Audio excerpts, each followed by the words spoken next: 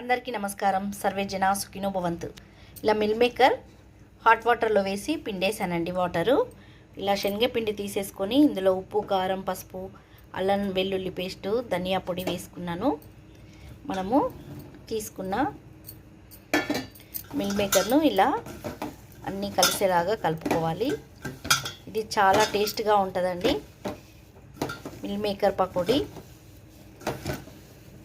బాగా పిండి అవసరం లేదు, మనకు కొంచెం కావాలనుకుంటే వాటర్ పోసుకోవచ్చు. అంతా కలిసేలాగా చాలా టేస్ట్గా ఉంటుందండి. మీరు కూడా ఇలా ఒకసారి ట్రై చేయండి. ఇప్పుడు వేగుతున్న